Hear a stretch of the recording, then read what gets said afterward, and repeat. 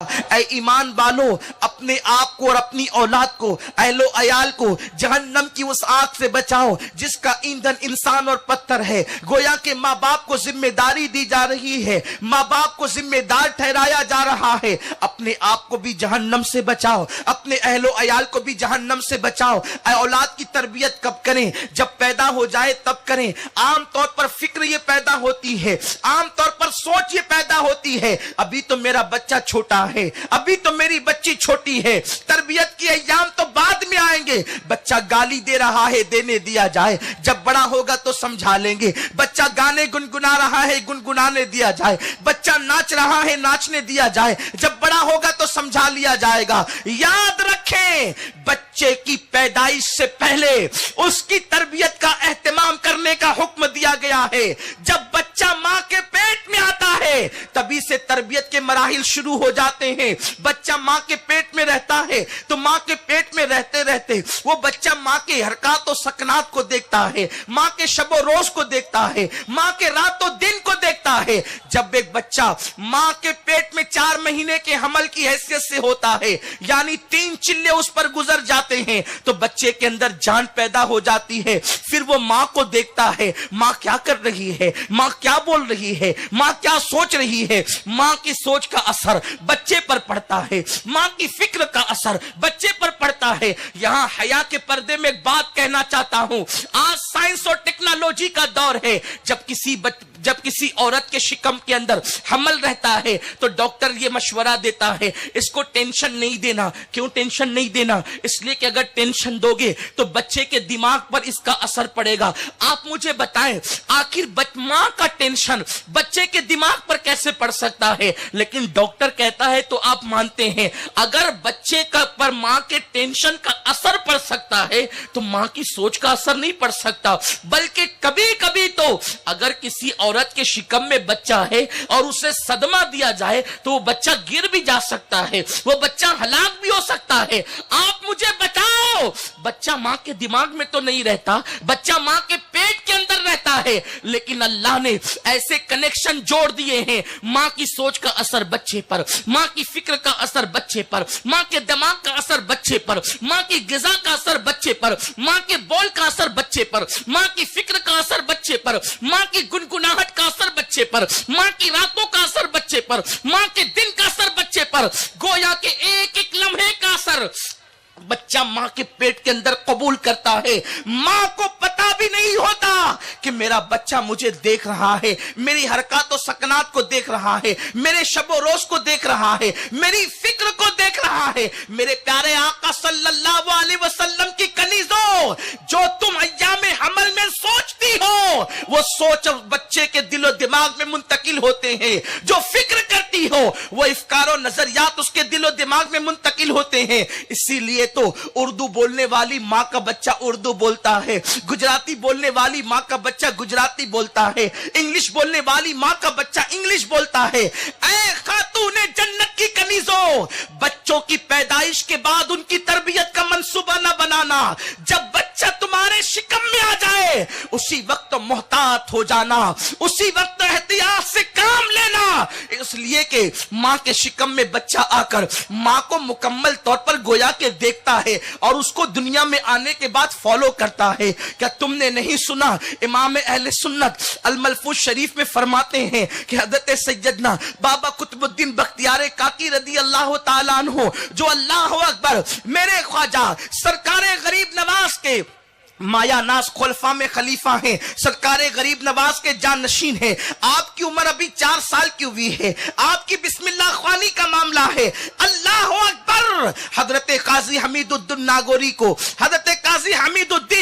کو الہام کیا جاتا ہے، حمید الدین جا اور میرے برگزیدہ بندے کی بسم اللہ خوانی کی محفل میں شریک ہو جا۔ قاضی حمید الدین ناگوری کی عمر بڑی ہے، حضرت قطب الدین بختیار کاکی ابھی 4 سال کے بچے ہیں۔ پھر کیا ہوتا ہے، قاضی حمید الدین ناگوری محفل میں آ جاتے ہیں، بڑے بڑے اولیاء، بڑے بڑے صوفیاء محفل کے اندر موجود ہے، خواجہ قطب الدین بختیار बख्तियार काकी नन्हे से बच्चे की शक्ल में लाकर बिठाए जाते हैं। काजी हमीदुद्दीन नागौरी रहमतुल्लाहि ताला अलैह यूं कहते हैं, बेटे पढ़ो बिस्मिल्लाहिर्रहमानिर्रहीम। जैसे ही मेरे ख्वाजा को बिस्मिल्लाहिर्रहमानिर्रहीम पढ़ाया गया, ख्वाजा कुतुबुद्दीन बख्तियार काकी को आपने औज़ से शुरू किया और मुकम्मल 15 पारे पढ़े। जब 15 पारे आपने सुनाए, 15 पारे सुनाने के बाद काजी हमीदुद्दीन नागौरी कहते हैं, शहजादे और सुनाओ। फरमाया नहीं, बस इतने ही सुनाता हूं, इसलिए कि जब मां के पेट में था मेरी मां 15 पारों की हाफिजा थी। उसने मैंने अपनी मां से सुन करके 15 पारों को याद किया। इसके आगे नहीं सुनाता। जानते हैं यही काजी हमीदुद्दीन नागौरी, एक दिन वो था जब कुतुबुद्दीन बख्तियार काकी को बिस्मिल्लाह पढ़ाने आए थे, लेकिन कुतुबुद्दीन बख्तियार काकी की ये मां का किरदार था, इतनी बुलंदी पर पहुंचाया कि बिस्मिल्लाह पढ़ाने वाला उस्ताद मेरे बाबा कुतुबुद्दीन बख्तियार काकी का मुरीद भी हो जाता है और खलीफा भी हो जाता है।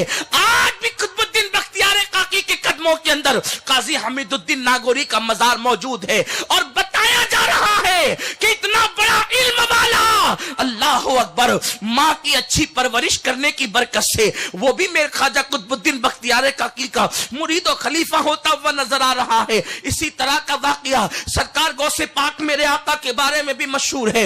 हुजूर गौसे पाक ने पहली ही महफिल के अंदर 17 पारे सुनाए थे। जब आपसे पूछा गया अब्दुल कादिर आगे पढ़ो, फरमाते मेरी माँ 17 पारों का विर्द किया करती थी, माँ से सुन करके मैंने याद कर लिया। ऐ खातूने जन्नत की कनीजो, मुझे बताओ, अगर माँ कुरान की तिलावत करे तो बच्चा दुनिया में आकर के कुरान मुकद्दस की तिलावत को सुनाता है।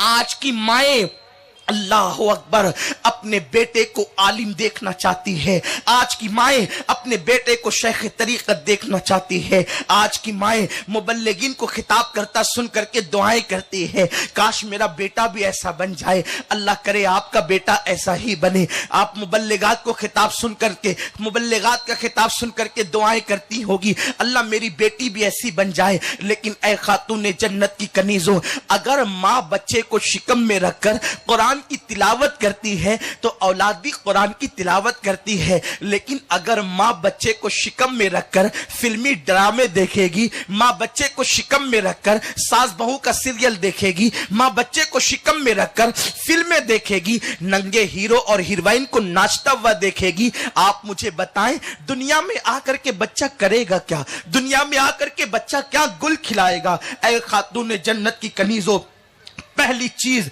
जिस वक्त मुराद से होना उस वक्त से एहतियात शुरू करना। बल्कि मैं तो ये अर्ज करता हूं, मुराद से होने की क्या बात है, हम मुसलमान हैं, जैसे ही शऊर की मंजिल पर कदम रखो अपनी जिंदगी के अंदर इनकलाब पैदा करो। एक मुत्तकी और पारसा औरत की हैसियत से अपनी जिंदगी को गुजारो, इसलिए कि मां बीज है, मां बीज है। जैसा बीज जमीन में बोया जाता है वैसा ही पौधा नजर आता है। क्या आपने कभी देखा, आपने बीज इमली का बोया और आम का पेड़ पैदा हो गया, आपने आम का बीज बोया और गुलाब का पौधा पैदा हो गया? ऐसा कभी नहीं हो सकता।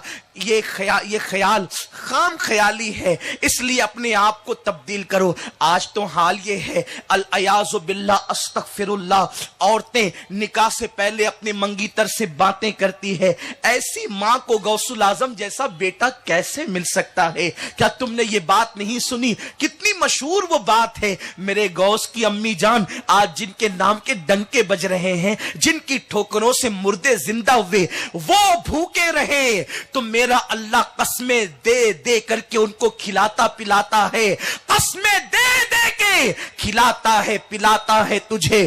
प्यारा अल्लाह तेरा, चाहने वाला तेरा, गौसुल आजम जैसा बेटा जिस मां के पेट में आया, उस मां का हाल ये था कि उस मां ने कभी अपने आंगन को नहीं देखा, वो मां ने कभी अपने घर के आंगन में कदम न रखा, न वो किसी की शादी में गई, न वो किसी की मैयत में गई, उसने कभी किसी अजनबी मर्द से कोई बात न सुनी, उस खातून ने किसी मर्द से कभी बात न की। आप गौर करें, जब माए इस शान की होती है तो बेटा गौसुल आजम जैसा होता है।